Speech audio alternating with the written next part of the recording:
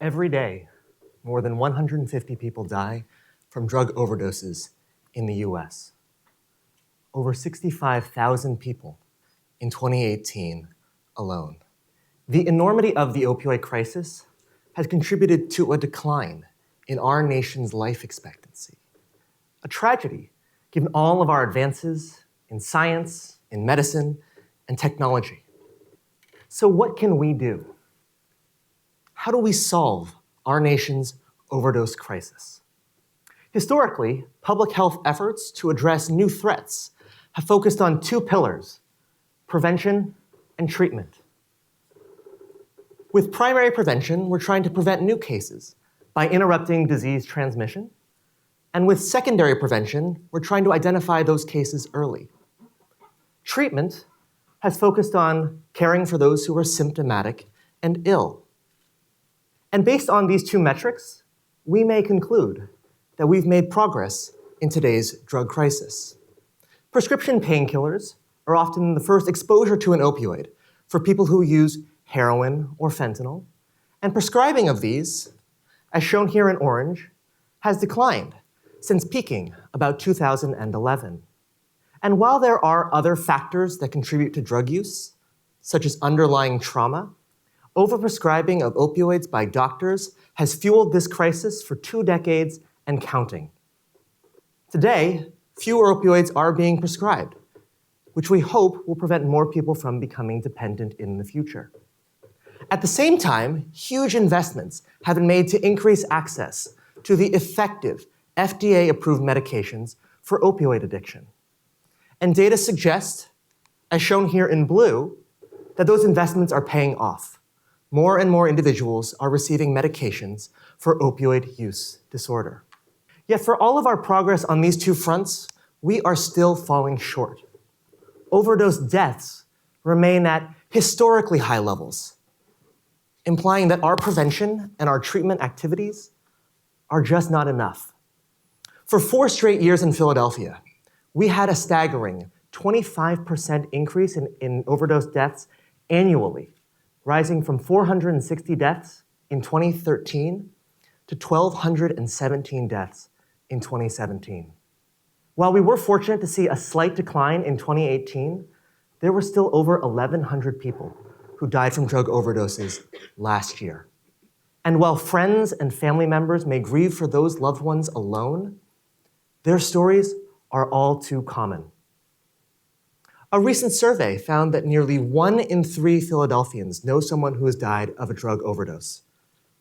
1 in 3.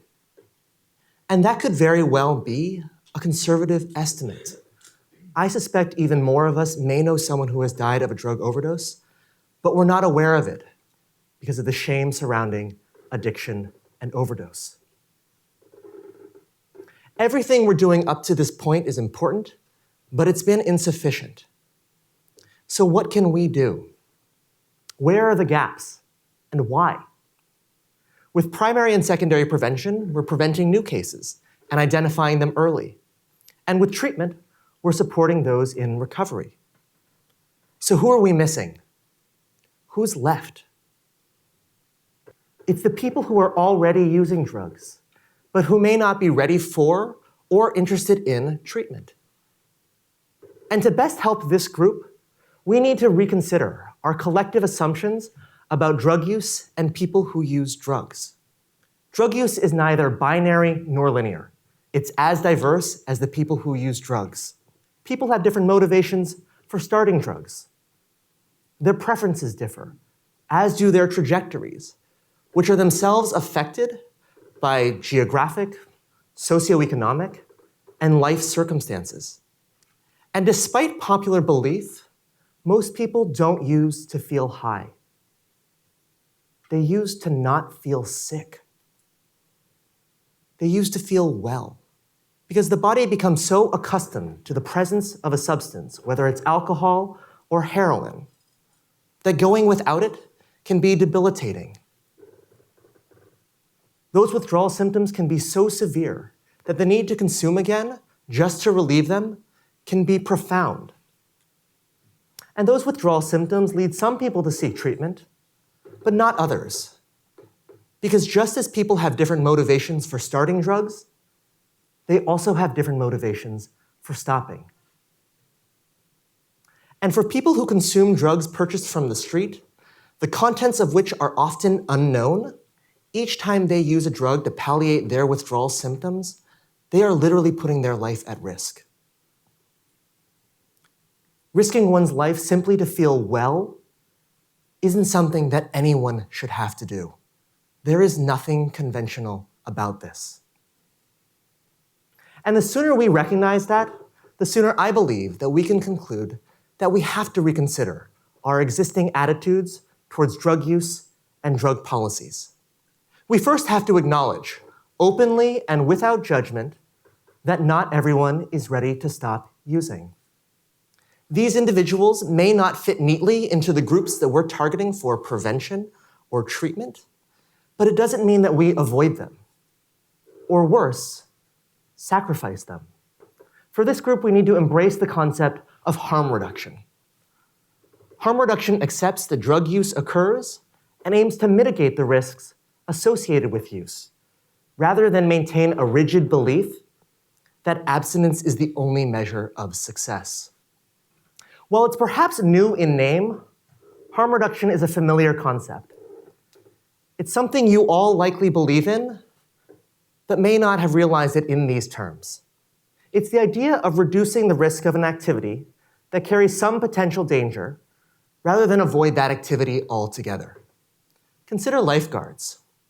Many of us swim despite the risks we know come with doing so. And the premise of lifeguards is to prevent a negative outcome from occurring at the beach or at the pool. Lifeguards don't encourage or discourage us to swim, and their presence alone doesn't prevent an accident from occurring. But if one does occur, a lifeguard can respond and prevent a drowning or a death. Do lifeguards incentivize us to swim or to swim more recklessly? For most of us, the answer is no. But we acknowledge that swimming has risks, and we position lifeguards to be present and respond to an emergency if need be. Let's extend that approach to drug use and what is one of the more controversial public health measures being proposed today to combat our opioid crisis.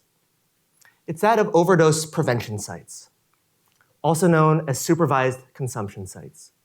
These are places where people can bring in pre-obtained drugs and use them.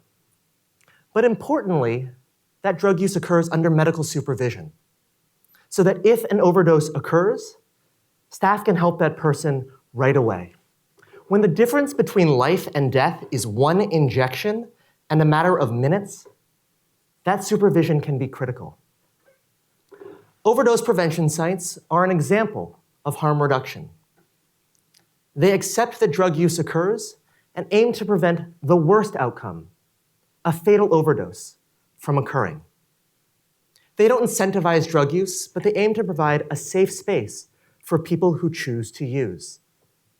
And for people who choose to use in one of these sites, the staff working in them are their lifeguards.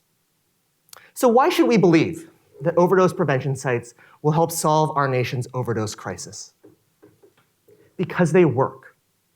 There are more than 100 of these sites around the world, and they've been well studied. In one study, there was a 35% decrease in overdose deaths in the neighborhoods surrounding the site, compared to just a 9% decrease in the rest of the city.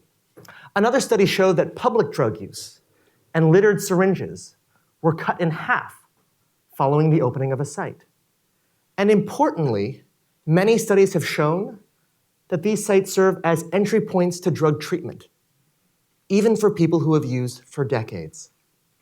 Overdose prevention sites are evidence-based and sorely needed in the US. They save lives. And isn't this the point? Isn't saving lives a paramount goal in addressing the opioid crisis? History will judge us and our response by the most visible and concrete statistic associated with all crises: the number of people whose lives were lost. If we are to save lives and reduce the number of people who die annually in this country from 65,000 to as close to zero as we can't focus just on preventing new cases or treating those who are affected, or even the two together. If we limit ourselves to those two pillars, we'll make progress in some areas, but we'll be abandoning the millions of people who are currently using drugs and at great risk of an overdose. We need to be willing to consider this third pillar, harm reduction, if we're to achieve our goal of saving lives. So if we're open about our goal of saving lives, and we're aware that overdose prevention sites exist for this purpose, what prevents us from having one or more such sites in the country? Do we lack the knowledge? No, overdose prevention sites are not a new concept, and they've been implemented worldwide. Do we lack the data? No, the studies I just shared with you are widely available. No, one of the greatest challenges we have to implementing overdose prevention sites in this country is stigma. We have been limited by our words and by our policies, by our short-sightedness, our not in my backyard attitudes, and our historical, unjust belief that drug use is a moral failing. This stigma lies in our conscious or unconscious decision to assign less value to the lives of people who use drugs, making it so hard to implement harm reduction strategies in the US. People would rather invest in prevention or treatment. But by not investing in the programs that serve people who use drugs, we're telling those people that their lives are not worth our time or our effort. Now, if you're skeptical of the data and find it hard to embrace harm reduction strategies, how often do you truly and deeply think of the alternatives?